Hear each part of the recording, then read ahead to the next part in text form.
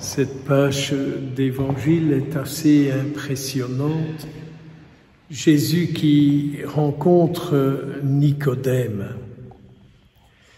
Et on voit que ce cher Nicodème est un homme qui cherche à comprendre, qui voudrait comprendre, qui voudrait savoir, qui voudrait découvrir. Et Jésus, quand il lui parle, il se rend compte qu'il se heurte à une limite, à quelqu'un qui veut savoir, mais apparemment qui ne veut pas quitter ses références. Il ne veut pas se laisser enseigner en laissant tomber ce qu'il croit qu'il sait déjà et dont il est sûr. Et je crois que c'est une réalité d'aujourd'hui. Les hommes, les femmes d'aujourd'hui s'imaginent qu'ils savent tout sur tout. Ils savent. Ils savent. Ils savent. Et donc, quand vous essayez de dire quelque chose, ce que vous essayez de dire se heurte à ce qu'ils savent. Et donc, ils rejettent parce que ça ne correspond pas à leur savoir. Et du coup, ils rejettent. Je prends un petit exemple qui me vient en tête. J'étais confronté à la célébration de funérailles. Et moi, je crois beaucoup à la célébration des funérailles, qui est une prière pour le défunt. Pour moi, c'est ça.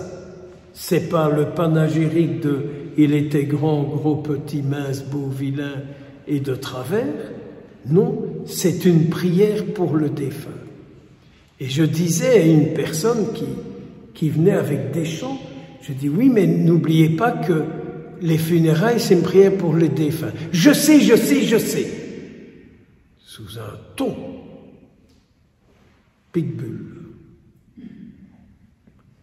Et j'avais envie d'ajouter, je me rends compte que vous ne savez pas. Mais en fait, le problème est là. C'est qu'on a appris des choses et que lorsque quelqu'un vient nous dire quelque chose qui n'entre pas dans ce qu'on a appris, ça ne va plus.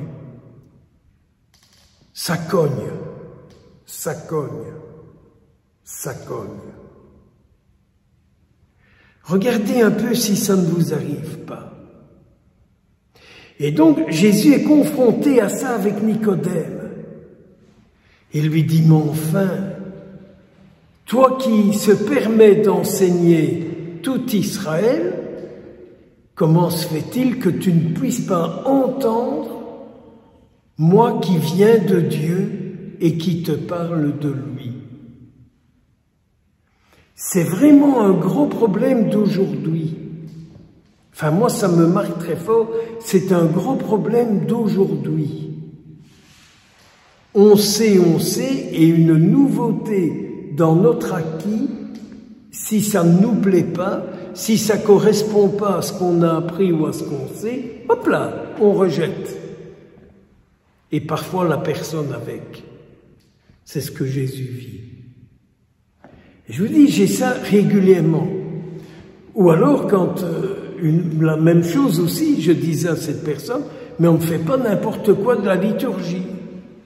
Et j'ai eu la même réponse. Mais je sais. Je dis à moi-même, ma vieille, tu sais rien, quoi. Alors comment est-ce qu'il faut réagir? En ruminant intérieurement, en essayant de le dire à la personne? Je ne sais pas. Je ne sais pas. Je ne sais pas. Et Jésus, lui, continue d'enseigner. Et il se dit, peut-être qu'un jour, il y aura une petite fissure. Jésus, ce que je voudrais arriver à savoir faire comme lui, c'est qu'il ne coupe jamais.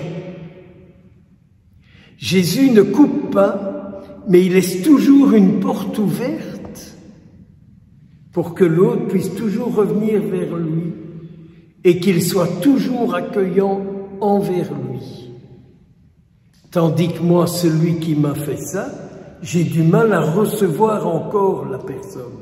J'ai du mal encore à écouter la personne. J'ai du mal encore à être accueillant à la personne. J'ai du mal de savoir recevoir la personne. Vous voyez les grâces qu'il nous faut demander. La grâce d'accueillir la nouveauté que Jésus vient nous dire. La grâce de savoir accueillir ce qu'il nous dit. Et la grâce aussi, quand quelqu'un ne reçoit pas ce qu'on dit, de ne pas fermer la porte. Et pendant le chapelet, je regardais Sainte Thérèse et j'avais l'impression qu'elle me fixait du regard. Et j'étais mal à l'aise. Et je lui disais, tu sais ce qui se passe en moi, hein, et tu sais ce que je voudrais. Hein. Prie pour moi. Et interviens pour ce qui est du désir du Seigneur en moi, tu m'aides à l'accomplir. Tu vois ce qui est du désir en moi, aide-moi à l'accomplir. Au nom du Père, du Fils et du Saint-Esprit.